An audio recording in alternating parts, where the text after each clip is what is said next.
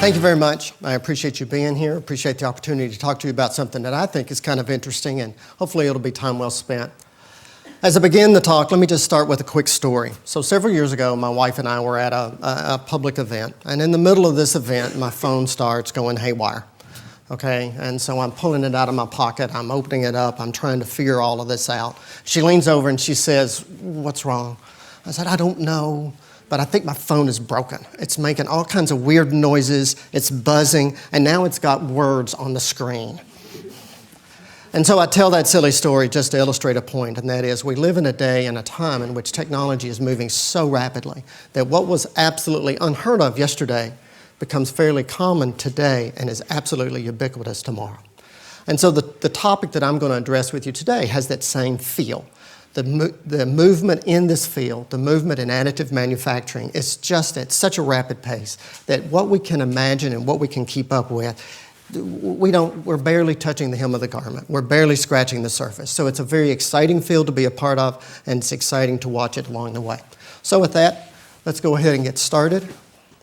I've outlined the talk here. We'll give just a little bit more of introduction, and then I'll go ahead and talk about large-scale polymer manufacturing. What you see is a rather small residential type unit, all right, a 3D printing machine.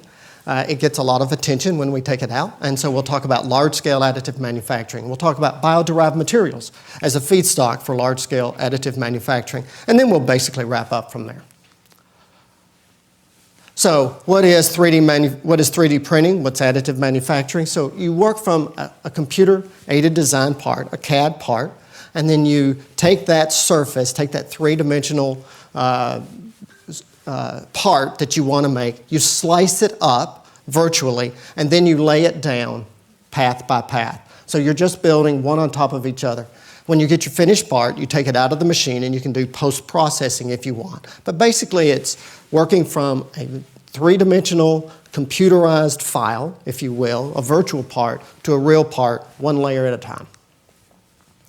There's several different types of additive manufacturing or 3D printing. They have the same overall characteristics. They're building upon each other, layer at a time. There's several that I'm not going to talk about. I'm going to talk about the fused deposition modeling. That's polymer. That's what we're going to be talking about. There are several metal-based systems. They tend to work, again, the same way. They'll have a vat, if you will, of titanium beads, and they'll raster an E-beam or a laser beam. They'll fuse them together. They'll make one layer, and then they'll build it upon each other. The neat part about this is, so there's several neat parts about it, several advantages of additive manufacturing. And so I've shown a few of them here. First and foremost, complexity is free. Once you figure out your tool paths, once you figure out that you've got a part that you can make in this way, then you can build a complex part just as easily as you can build a simple one. So the robotic arm that's on the left, that's cool to look at, but the really neat part about that from an engineering standpoint is all of the hydraulics and all of the things that you need to actually make that a working part were built when you made the thing. And so you don't have to go back in and re-add all of those things to it. It's built that way. That's the way it comes off the machine.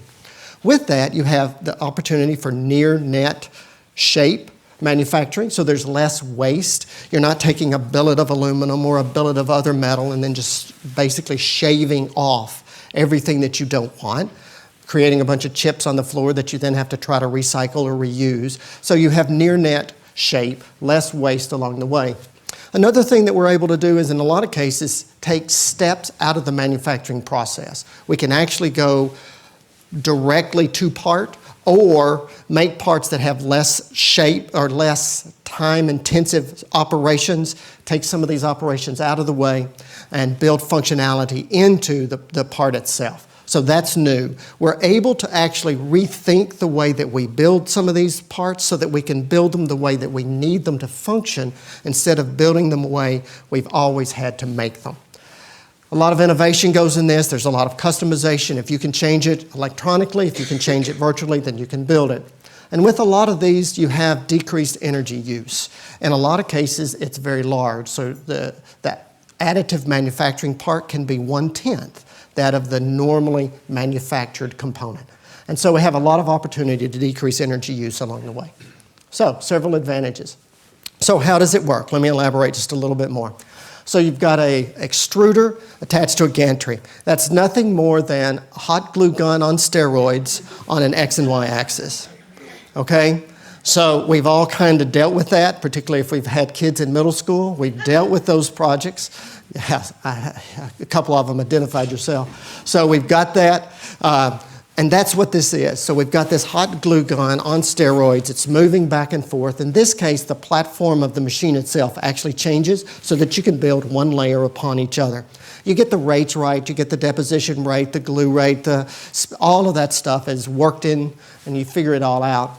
So that's the first part. The second one is we're now able to go to a pelletized feed system. So we've reduced the cost and we've extended the life, so we don't have to just have a single filament. We just keep filling the hopper with these pellets and keep putting them into extruder and just making bigger and bigger parts. But the secret sauce of this whole thing is we're making composites into the pellet. So in this case, the pellet, the tried and true thing that we're dealing with most, that we print most stuff with, is ABS plastic. That's nothing more than Lego plastic, okay? So we're taking ABS plastic, and within that, we put in a carbon fiber. That carbon fiber changes the mechanical properties, and it changes the thermal properties of the overall system such that it lays down into a nice flat part. So we have the dimensional stability that we need. If you don't have the carbon fiber in it, these parts will tend to warp and bend and change as you manufacture them and as they cool. So we've got dimensional stability, and then we're limited by the build volume, but we can build it in sections and you kind of get an idea of the part size that we can build. Speaking of the parts that we're using, everything that we've done so far with the large scale is on the BAM machine, big area additive manufacturing. You see the part volume there, the size volume, and it extrudes at about 80 pounds an hour. So that hot glue gun is moving pretty fast. It's moving pretty fast and we're laying down a fair amount of material. I'll give you some illustrations as we go through. We're working on the next one, WAM, wide and high additive manufacturing, and that looks to be an order of magnitude larger in every dimension. So now we're really starting to look at the ability to make very large parts. And there we're extruding or hoping to extrude up to 1,000 pounds an hour. That's going to be pretty exciting for sure. So now that we can make a part, let's do that. Okay, so the Shelby Cobra, I think it's back home where it belongs now. It's spent several weeks up here in the Forrestal building. This is not the way it comes off the machine. We actually did the post-processing. So you take it off the machine, it's got that layered look, then you machine it, you polish it, and then you coat it. And that's a part of what we were able to do here with the Cobra. We got a Class A finish on it. We can put different nozzles on it so that we have different size of beads that we can use and do things like that. We've printed a car. We printed a truck. That's a printed utility vehicle, a PUV. We've printed a boat. We printed a submarine. We've printed all sorts of different things. And we put different coatings on them and start to figure out what they do. So it's not only a demonstration for additive manufacturing, it becomes a vehicle for different transportation and energy savings technologies. So we're looking at expanding and incorporating a lot of different things together. And apparently, if the video is any indication, they're kind of fun to drive.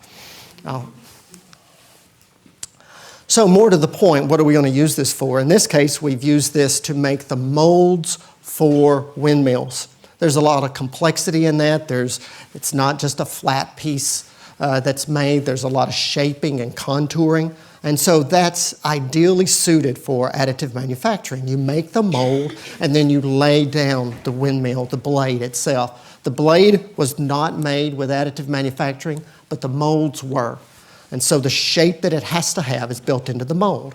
The mold was built 9 months quicker than what it would have been built through traditional means. It cost several hundreds of $1,000s less, and we're able to put additional functionality into the mold for thermal transfer and things like that. So it truly was faster, better, and cheaper.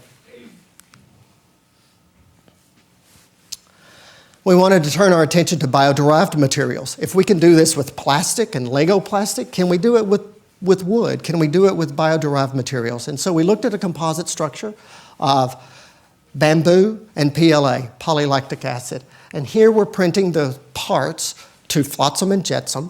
It was an architectural exhibit that was done about a year ago. And so we're printing the parts again, the same overall concept, layer by layer. We've got a mixture of bamboo. The bamboo, it seems to hold up structurally just fine, or the abuse of the engineers. And so the bamboo provides that fiber, it provides that dimensional stability. The PLA is the resin, the glue that holds everything together.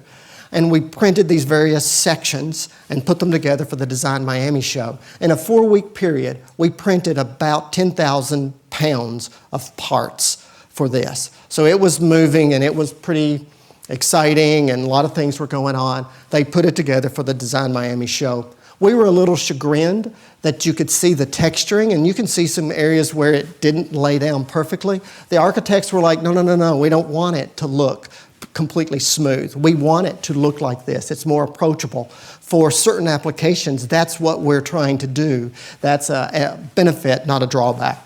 So that was a part of it.